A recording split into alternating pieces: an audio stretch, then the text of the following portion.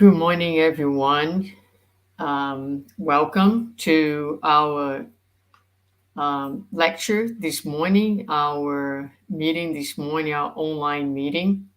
I am here by myself today, so I will be conducting the lecture and also shifting the slides and trying to keep up with the comments at the same time. So if you could please, as you join me here, good morning, Juan. Just let me know you can see me, you can hear me well. Um, that would be great. We are going to start today reading our opening message from the book Living Spring. And since the lecture is going to be about, oh, good, thank you so much. Since the lecture is going to be about the parable of the sower, then I chose one of the texts by Emmanuel that he gives his interpretation of the parable, in which we're also going to use in our study today. Good morning, Carlos. Welcome. So let's go. It's chapter 64 of Living Spring, Sowers. A sower went out to sow his seed. It's in the Gospel of Matthew 13:3. Every one of the Divine Master's lesson is profound and sublime down to the smallest detail. When he begins narrating the parable of the sower, he starts with a lesson of inestimable importance worth remembering. He does not say that the sower has had a contract with third parties, but that he himself went out to sow. Transferring this image to the soil of the Spirit, in which so many imperatives of renewal invite workers of goodwill to the sanctifying farming of spiritual growth, we are led to realize that servants of the gospel are compelled to go out personally in order to benefit others' hearts. It is necessary to tear down the old prison of the point of view and devote ourselves to serving our neighbors. As we learn the science of extracting ourselves from the dark jail of the self, we start a journey through the great continent called everyone's interest. And in its infinite expanse, we find the land of the souls choked with thorns, filled with misery, covered with stones or poison in mire, thus offering us a divine opportunity to act for the good of all. It was according to this script that the Divine Sower staged his ministry of light, starting his heavenly mission of assistance amidst humble shepherds, then continuing it amongst the friends of Nazareth and the scholars of Jerusalem, amongst verbose Pharisees and simple fishermen, the righteous and the unrighteous, the rich and the poor, the sick in body and soul, the old and the young, women and children. As we have said, the sower from heaven left his grandeur and came to us to spread the light of revelation and to increase our vision and discernment. And even though he could have been replaced by thousands of messengers, if he had wanted to, he humbled himself so that we could be exalted, and he put himself in darkness so that our light might shine. Therefore, let us leave our inhibitions behind and learn with the Master to go out to sow. All right, so this is our opening reading for today. Good morning, Mary. Let's all begin by doing our initial prayer. So I invite you to join me at this time by saying, Dear Master, thank you so much for this new opportunity, for this new day, the chance of being here, whether now in this Sunday morning or at any other time when we might tune into this message. Thank you for this opportunity, the opportunity to attune to the messages of your gospel of love and hope, the opportunity to have your teachings and your loving presence in our lives. For all the blessings that we have, including the blessing of today, we want to say thank you and ask you to be with us as we go through these teachings, as we reflect on your gospel, so that we can not only understand but comprehend and be moved to become better souls in this world, to fulfill our part and our mission in this planet. Thank you so much again, and so be it. All right, dear friends. So let me add my presentation here. Okay.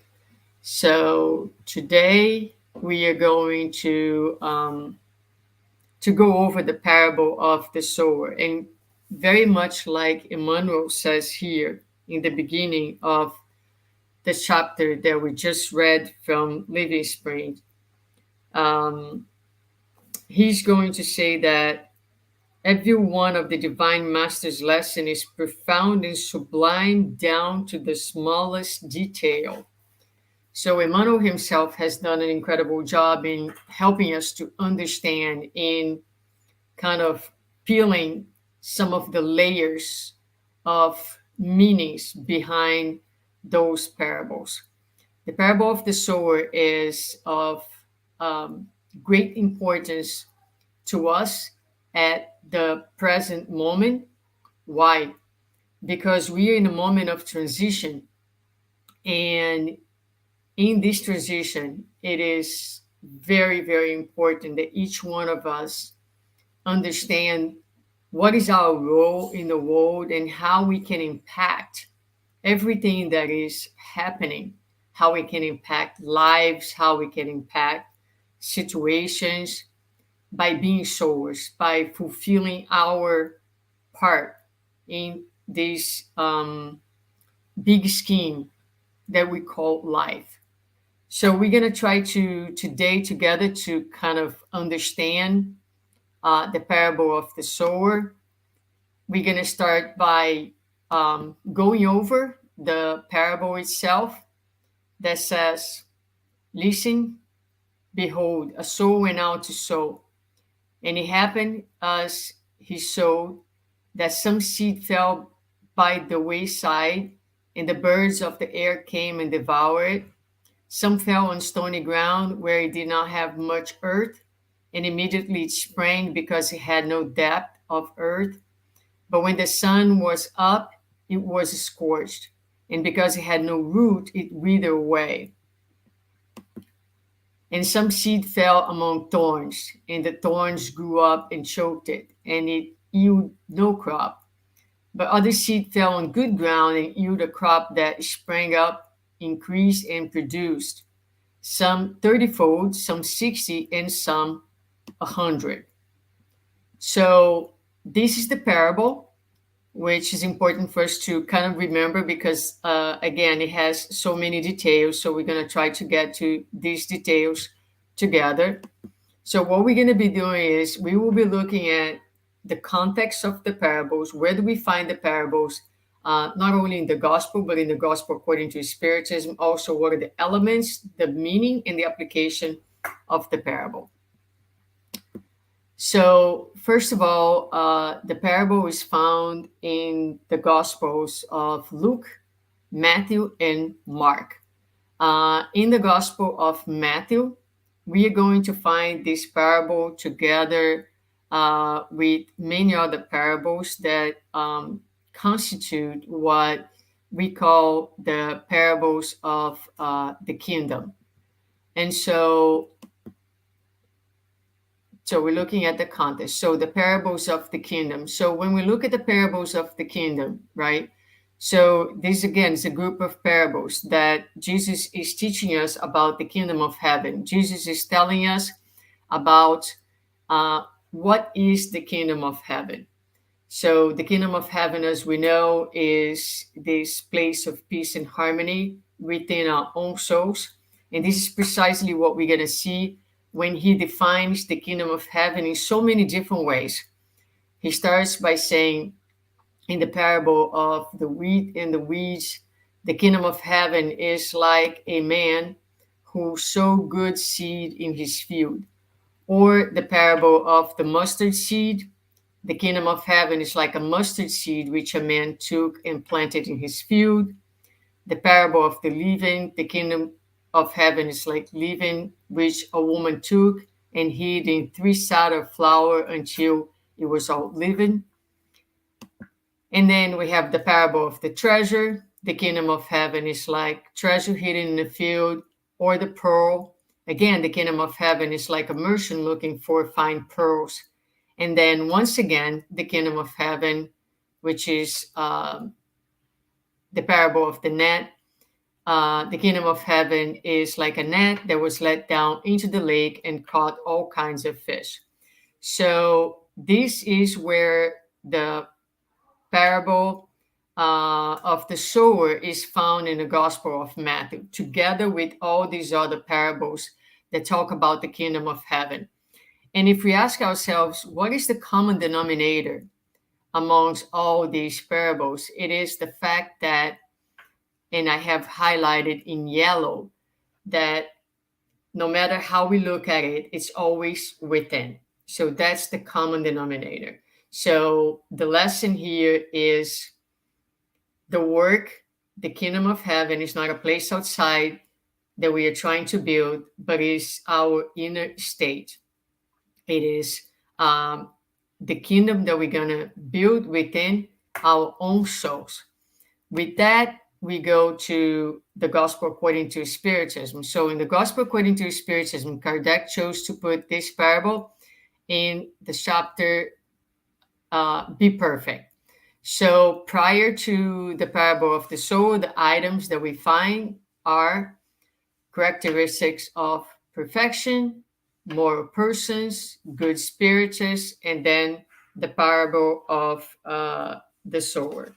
So what is that?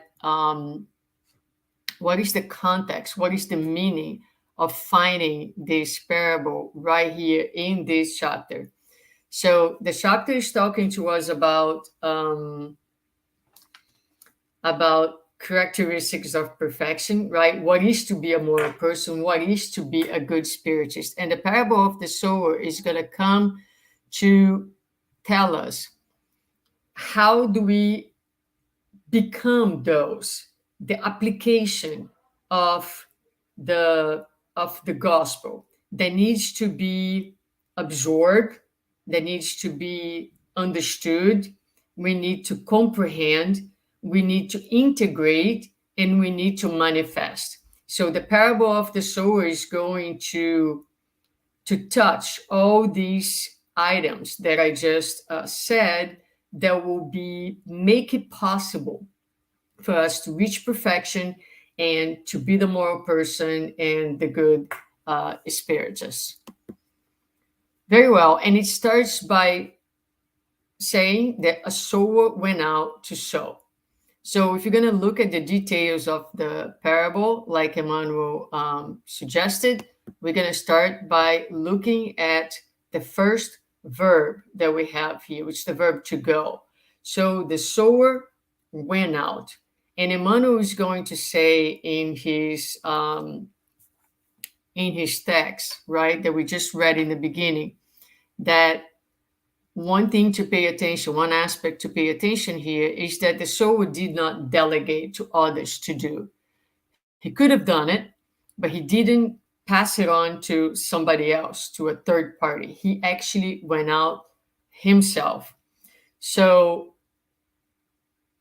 this is one idea for us to start to reflect, right?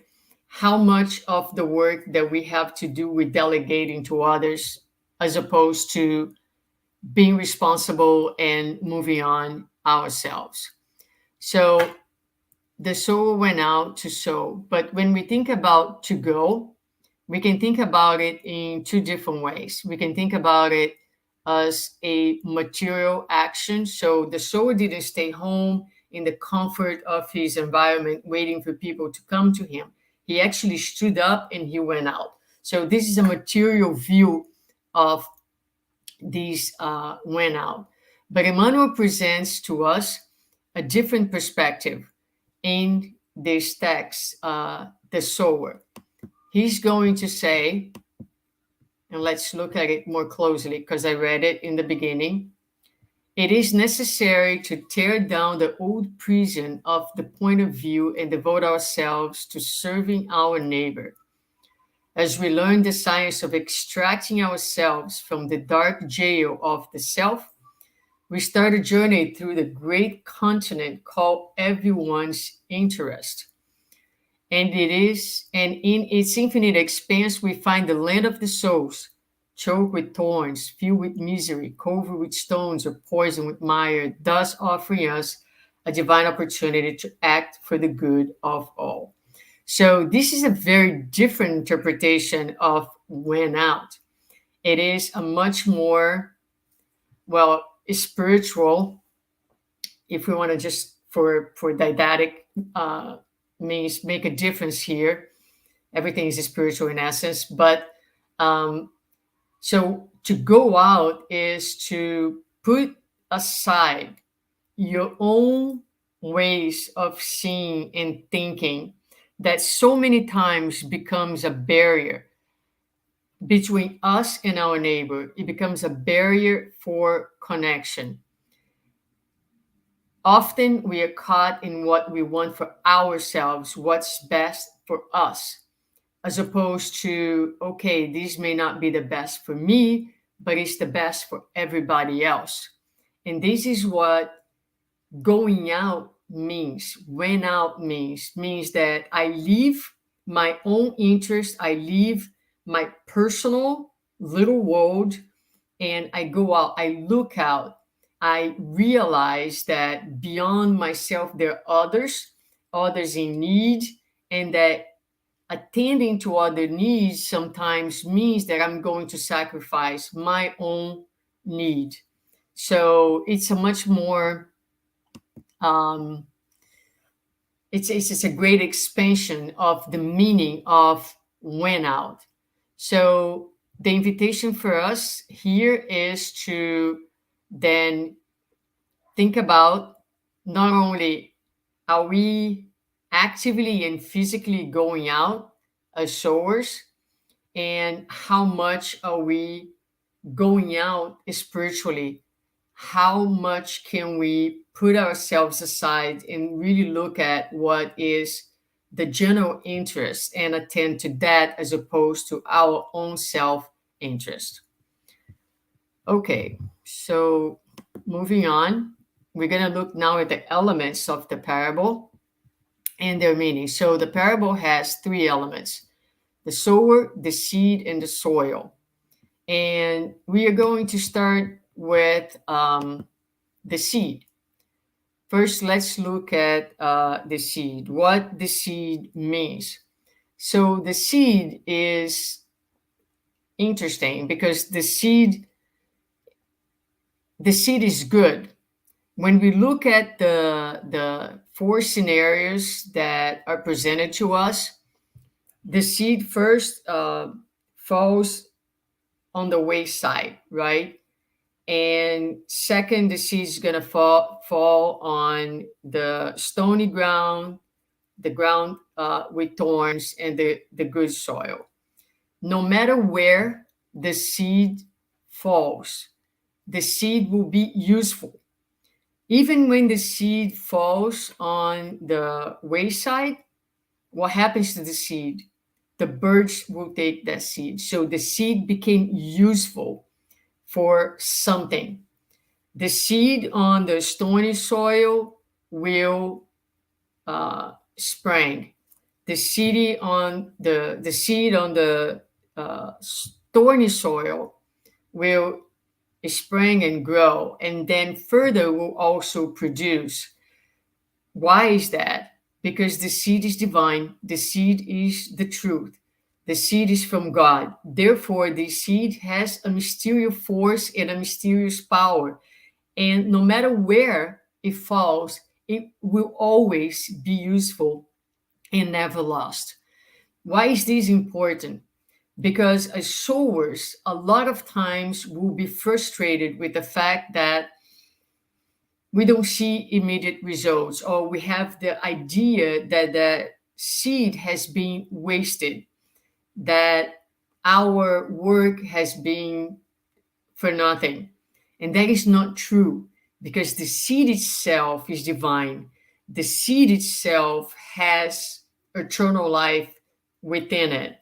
So it does not matter where it's going to fall, that seed will remain, and that seed will be useful in one way or another, sometimes ways beyond our own understanding. So that's one of the important lessons about the seed. As we move on, we look at the soils, and the soils are often talked about in most of the lectures that look into this. So we have, as I mentioned, the wayside, the stony soil, the soil with thorns, and the good ground. So what do they represent? So the wayside are the people who are not interested in the message at all. They are not aware, it's not for them. They have absolutely no interest or curiosity about the message. They're completely closed to the message. The stony is a very shallow ground. There's a little bit there. So, in terms of the Spiritist movement, we consider those to be the ones who just arrive at Spiritism and are taken by tons of enthusiasm. They just found out this new message. They are enchanted by its philosophy and all that it brings, but there's no depth to the soil. Therefore, the seed dies pretty quickly. Most of these persons, when there's no depth, not ability to really absorb deeper and understand the implications, the more implications of the message, they are there for a little while, they make a lot of noise, next day they're gone. They're gone looking for something else. Then the stony ones, the thorns, the ones with the thorns, it has a little bit more of depth, so much so that the seed springs and it actually grows. So, but what happens to the seed is that um, it is taken over, right, by the thorns. You suffocate the seed. So that's a lot of times, the thorns, they represent our material interests, our needs for immediate responses, our illusions, our the defenses of our ego, that a lot of times will really suffocate the seed. So, for example, we know that we all bring um, wounds and needs in our inner soul. I recently was talking to a friend about wanting to go back to therapy and address a few things that I feel like would be important to me. And then I said to him, but like right now, I really don't have time. And then as I said that, I said, no, let me rephrase this. I'm not making it a priority, right? And why am I not making it a priority? And then I come up with a number of excuses. I can say, well, I don't have money, or I need money to remodel my bathroom, or my kids, and we go on. What are these? Thorns suffocating the message. So we all have that. I like to think of our souls as like this huge field with patches. So some patches are wayside, some patches are stony, some patches our soul is not a uniform field, but rather a field with different patches of different type of soils in different places. So what is important is to identify what thorns are blocking the manifestation of the message within me, right? And then there's the good ground. The good ground is the one that produces, right? And interesting that in the parable, Jesus will produce 30 folds or 60 or 100, because even amongst people with good ground, some of us are more ahead of others. Some of us have more resources. We're in different levels of evolution. So the ability to produce will be related to different factors of one's spiritual evolution and conditions in a given moment. So those are like briefly, some of the interpretations of the type of soils and what it means to us. Because as we will see, we are sowers, but we are also soils, right? So we are sowing in someone else's soil, but we have our own soil that we need to attend to. Okay, so here are just some, again, some reflections and some questions that we can ask ourselves as we listen to the parables or any of Jesus' teachings. We're always trying to understand what is the application, how do we apply this to our lives to make it not only something nice that I heard, but something that is meaningful in my day-to-day life. So what is the condition of our inner soil, right? So to reflect about, am I producing? How much am I producing? Can I produce more? Again, what are the thorns? What areas that I'm so defended that I'll say I don't even want to deal with it. So I am that um, wayside type of soil, right? I don't want to deal with it. I'll take care of that in the next incarnation. So you like really pushing aside. So we need to think about those things. How much time and energy is being allotted to take care of the soil, right? So which priority are we giving to addressing? Because the soil needs to be prepared. The soil needs to be in appropriate conditions, and that is our job. Are we able to identify the thorns they're suffocating? Are we open to the interventions of the Divine Sower? So part of the preparation of the soil is the work that we do together with God in a partnership.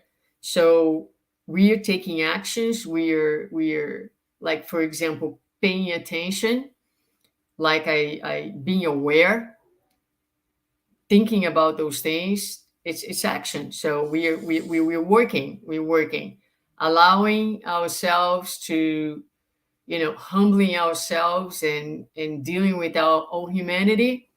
We are taking care of the soil, right? We're making the soil more rich with our humbleness, for example. But there's also the Divine Sower, God. We can think of Jesus, right? And life is working on the soil. So how open are we? How open are we to accept the challenges, to embrace the pain? Because those are important elements that are, revolving the soil of our souls and making the soil more ready to and more rich and more prepared to receive the seeds and to provide the seeds with the proper conditions to flourish and to produce.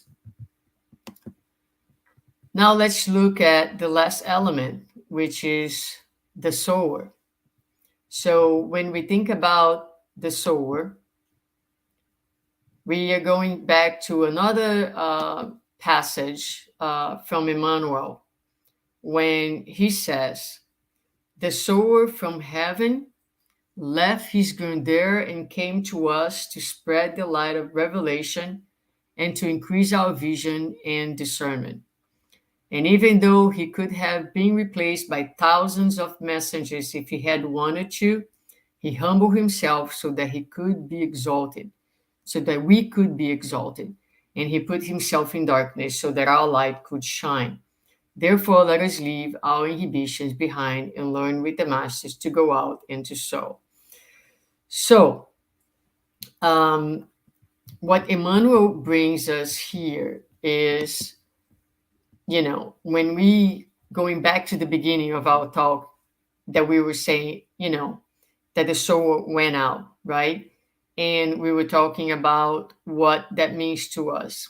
Now, let's imagine the size of this went out to Jesus. physically, if we can call it this way, right? He left the higher spheres where he lives, and he immersed himself in this brutal world of ours, which is brutal today. I cannot even imagine what it looked like 2,000 years ago. But that is the size of his movement, of his going. The size of his movement, of his displacement, let's put it this way, is equivalent to the size of his love for us. So the more we love, the greater is our ability to go out. So he went out all the way, right?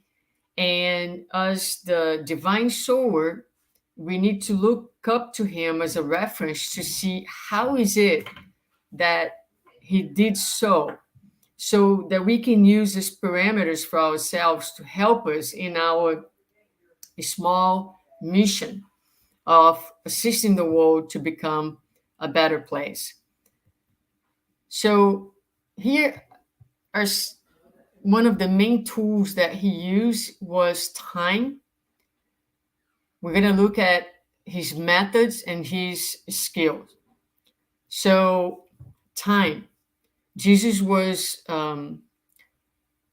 extremely respectful of humanity's time for evolution. So he did not impose, he did not try to bring to us more than we could absorb.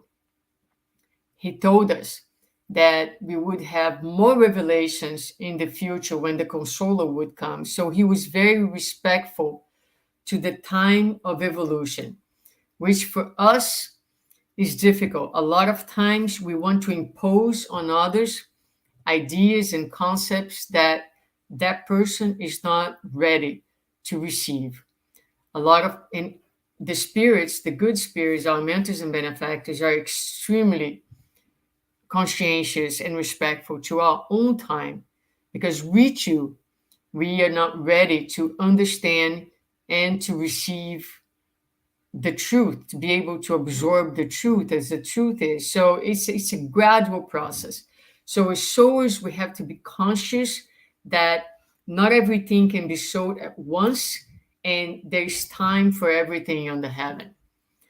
But also, he used different methods to sow, to spread the good news.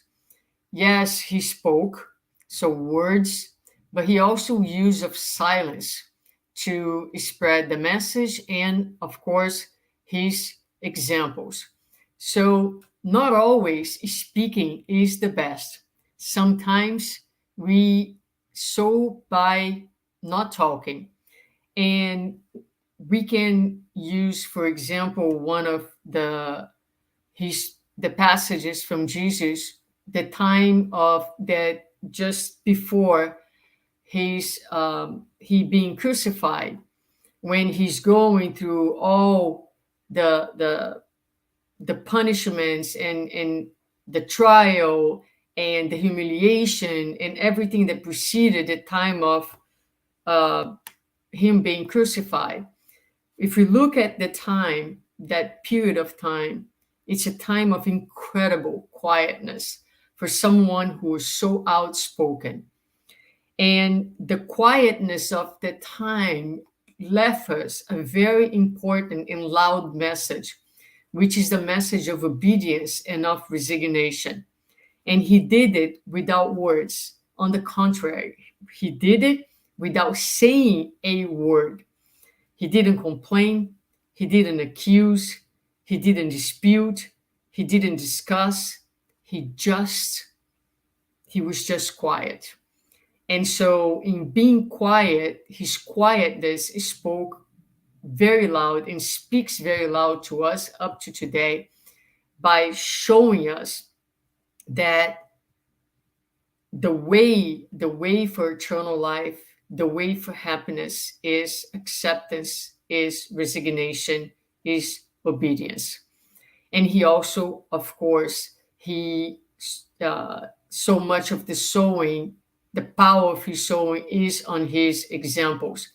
And his examples, when we look at his life, we can say that he did not come necessarily to combat or extract the evil, but to present us with a very different paradigm, a very different way of living to the exemplification of the virtues. So we could have a different reference of how we're supposed to be living and what is that this pathway of goodness and love can bring us. And finally, he used of some very powerful skills, which we are crawling, if that, to be able to understand and to manifest, which is respect and love.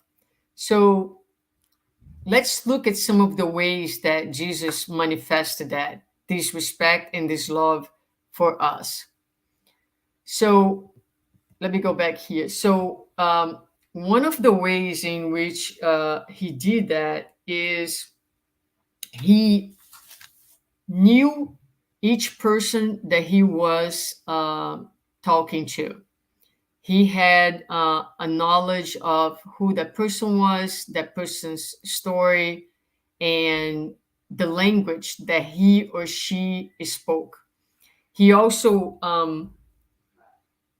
tried to connect with every single person through empathy, through understanding.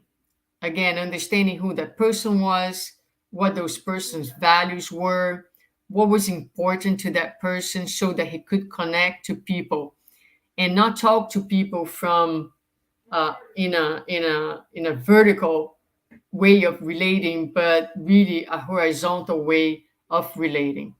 So there is a passage from Paul that I think it really illustrates well what he was trying to do, and I think that what Jesus did with perfection when he says, and give me one second here, when he says, even though I am free of the demands and expectations of everyone, I have voluntarily become a servant to any and all in order to reach a wide range of people: religious, non religious, meticulous moralists, loose living moralists, the defeated, the demoralized, whoever.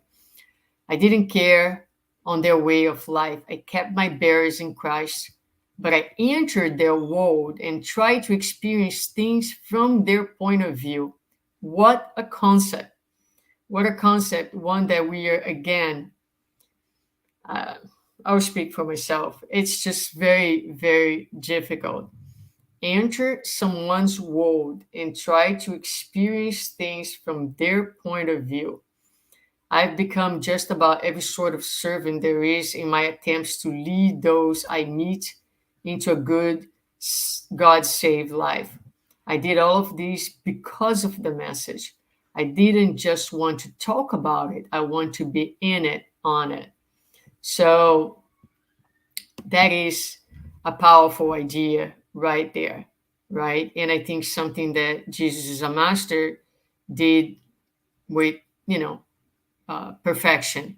So when we are talking to someone, if we could just for a moment try to connect with who that person is, if we know anything about the person's story, try to bring that into the context, try to see if I was in that position, would I be also acting in this way? And so through that, really seek to gain empathy, and that really changes the way that we converse and that we relate to someone else when we are sharing ideas. But the other thing that Jesus did in his love and respect is, again, he was very conscientious of the listener, who is the person who is listening to this message. So if we go back to the beginning again and to the ways in which he taught us about the kingdom of heaven, you might wonder why did he have to repeat the same concept in so many different ways? Because he was teaching that concept to very, very different individuals. And he used the elements of those individual lives to be able to speak to them in a language that they could better understand him. So for the fisherman, the kingdom of heaven is like the net that is cast in a lake, because the fisherman understands this language. Whereas to the farmer, it is the seed that's sowed or that is planted in the field. Whereas to the merchant, it is like you know like a merchant, like someone who is looking for pearls. Where are the pearls? Inside the oyster. So, or the treasure that's also hidden in the field. So he's always adjusting the language to meet the listener's experience and understanding of life. So I feel like we are so self-centered, we are so centered in ourselves, we fail to see the person that is in front of us, and we become very insensitive and very non-empathic when we are showing the message. So those are important skills for us to think about and to slowly try to integrate in our daily lives. So the application, which is, coming to closing our reflection for this morning. First, in this picture, you have the soul and you have the field. So understand that those two are correlated, right? So the more that our souls, our inner field becomes um, a better soil, the more we'll be able to produce, and better souls we will be, because a field that is able to hold the seed and provide the seed with the perfect conditions to spring, to grow, and to produce, is a field that is saturated with love. And when our inner soul is saturated with love, then we are going to manifest this love. And in our relating and in our speech and in our actions, love is going to be permeating everything. More important than imposing ideas will become connecting with other hearts. And there is a passage from Emmanuel that's really beautiful. We're going to get to it in a minute, that talks about the connection. Who are the sowers?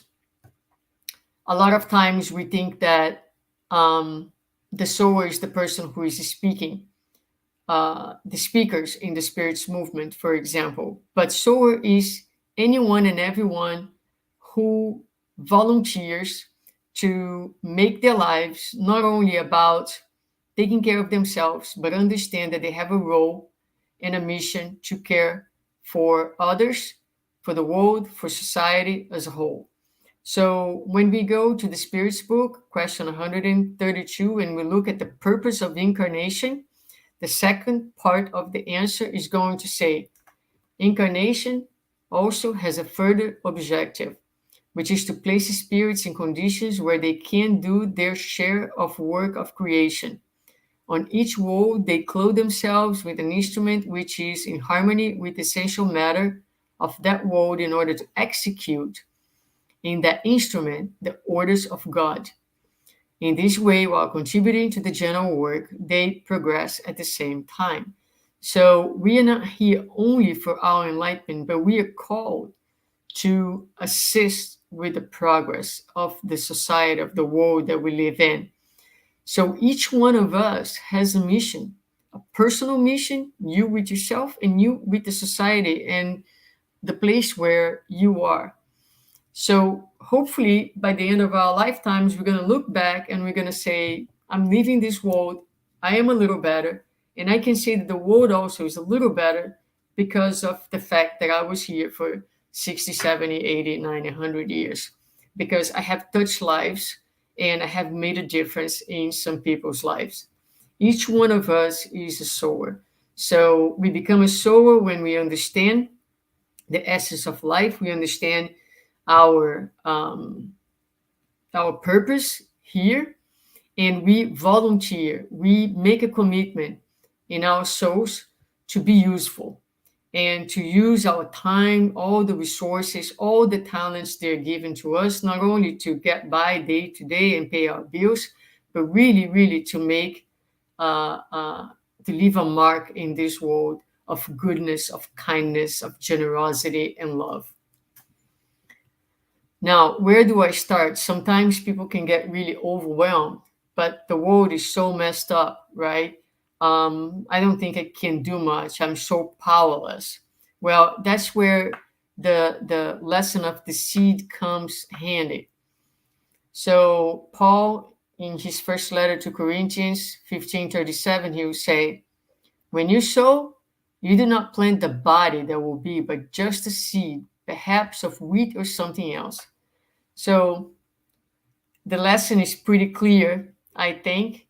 We are not going to start by producing things that are big and they're done. You start from the beginning with seeds. So where do we start? Start with small things. Don't expect for things to be ready when you just starting. You just sowing. It starts very little. Things you we need to reset a lot of times our expectations, because part of the frustration is that we sow and we expect results before the time. We expect to see big things happening when the soils are not ready yet to produce big things. So we have to be respectful of the time and of the process of things. So setting the right expectations helps us not to be overwhelmed with the process. Now, in our daily bread, there is a lesson that's called the seed. And in there, Emmanuel will say, the seed wisely exemplifies the need for starting points, conscientious work demands, proper places, and appropriate times. There are restless and insatiable persons who have not yet understood the symbol of the seed. They expect great accomplishments from one day to the next. Knowing how to begin is a very important skill. In our redemptive effort, we must not lose sight of the smallest possibilities. A gesture, a conversation, an hour of your time, or word can represent glorious seeds for immortal accomplishments. So, so many times people will excuse themselves by saying that they don't have the time, they don't have the means, they're not evolved enough, and we go on and on with our list of excuses. We don't know where to start, but just like the lesson of the seed, you know, we start from the beginning, starting points. Um, we work, we figure out the proper places, the proper times, the proper circumstances. We set up our expectations, understanding that there's a process for everything, and we start from little things. It doesn't need to be huge projects, little things. Like Emmanuel says, kindness, patience, a smile, a time that you give to someone, time that you take to have a conversation. By doing those things, we're sowing hope.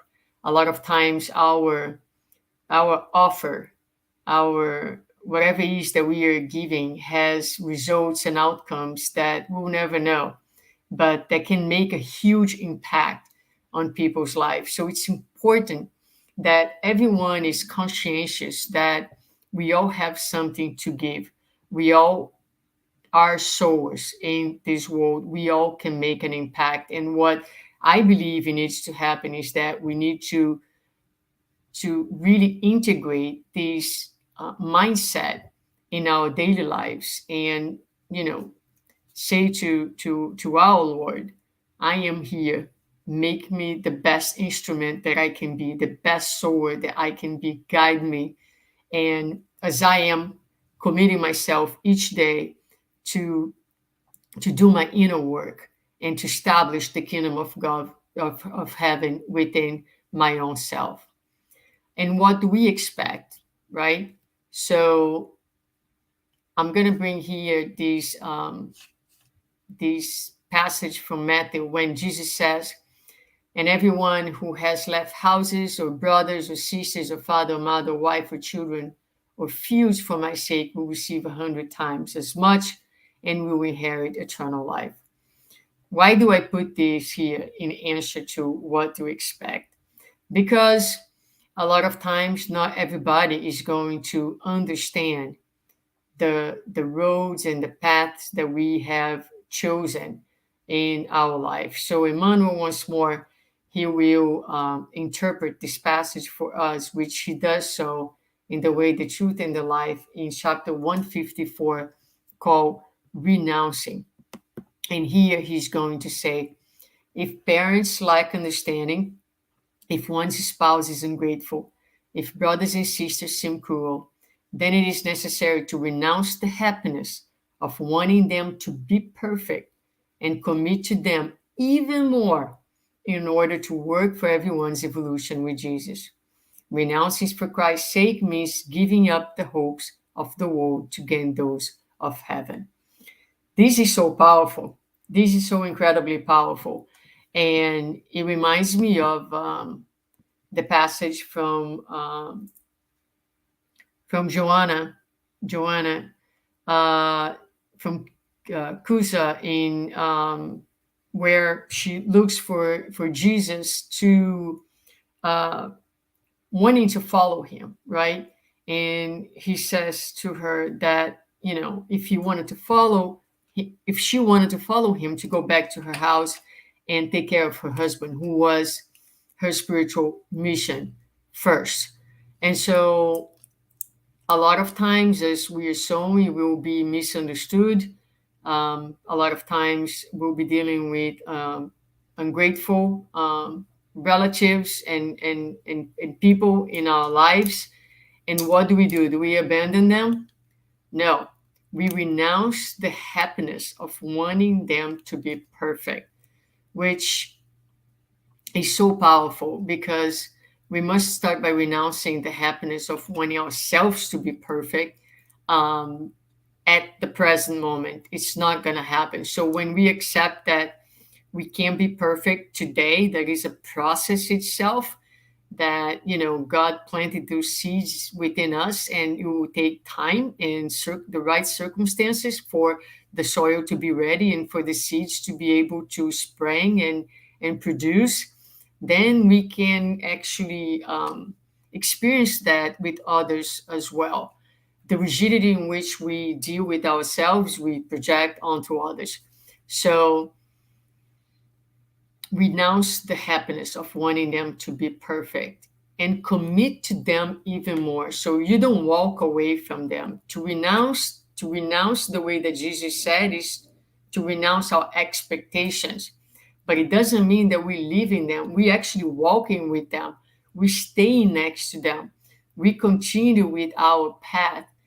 And a lot of times the sowing in this case will be through silence and through examples, but we don't abandon them.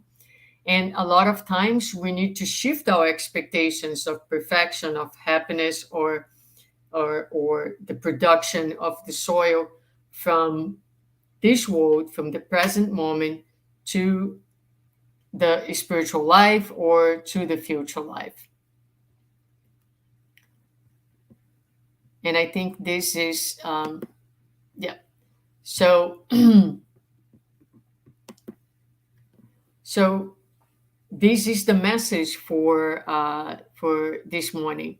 I think we have covered as much as possible the aspects of the parable of the sower, and our intent is that with this message, we are able to understand that we have a role, that we have a mission, and that this world, going back to the very first thing that I said, right? Why the parable of the sower? We are in a time of transitioning, and like Jesus said, the field is huge, but the workers are very few. So we need more workers in the sense that we need more people who commit to do this work as much as possible in a conscientious, organized, and structured way.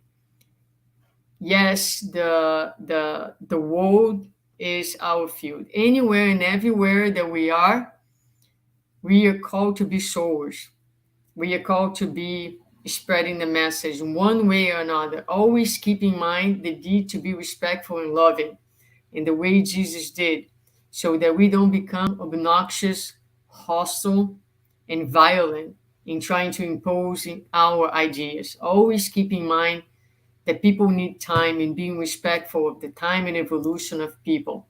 So, with those things in mind, but being very conscientious that we are souls anywhere and everywhere, let the Lord help us to be each day more and more available in our thoughts, available in our feelings, available in our commitment, available to say, yes, I'm ready. Yes, I can help. Yes, I can go.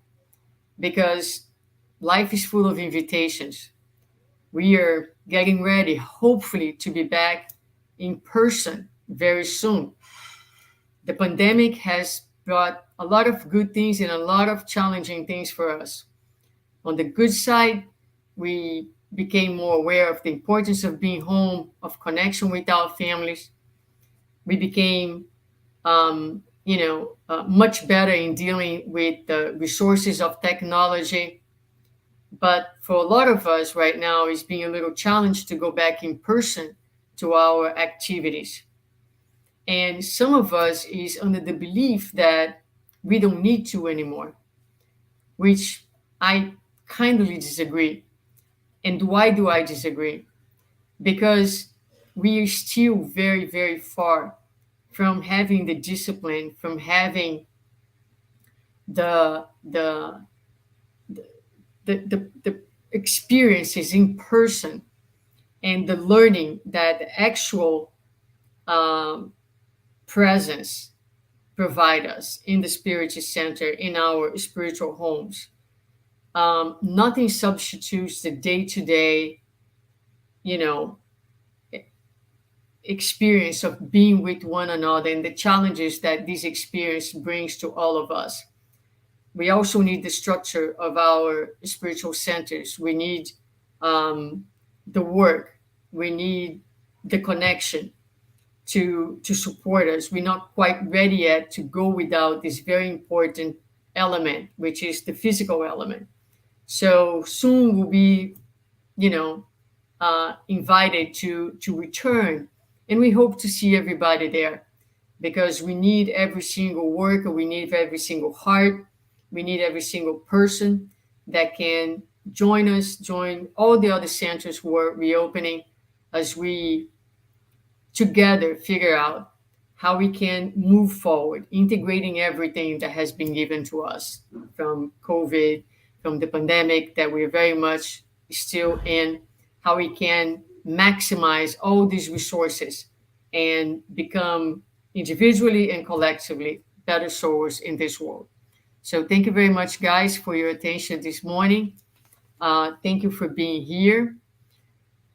I am going to do our final prayer now. So please join me by saying, Dear Father, thank you so much for your lessons, for your loving presence amongst us, for everything that you came to teach us. We are so thankful and grateful for the opportunity to join every Sunday or anytime with these live lectures to connect with with what is essential in our lives, for the reminders that we still need so much. Thank you for the blessings. Thank you for these days. Thank you for everything that we have, for everything that we are, and bless this world, dear Father. Bless this humanity. Bless every single person that is struggling, that is in darkness, that is in need, especially the ones who feel that there is no purpose for their own existences. Let them be touched by your love and understand how divine and beautiful and powerful they are. Bless us all. Bless our week. Thank you again for everything. Bless our group, all the people who join us throughout this meeting. And thank you again for your loving presence in our lives. And so be it. All right, dear friends, again, thank you very much for being here this morning. I wish you all a wonderful day, and we'll be back next Sunday.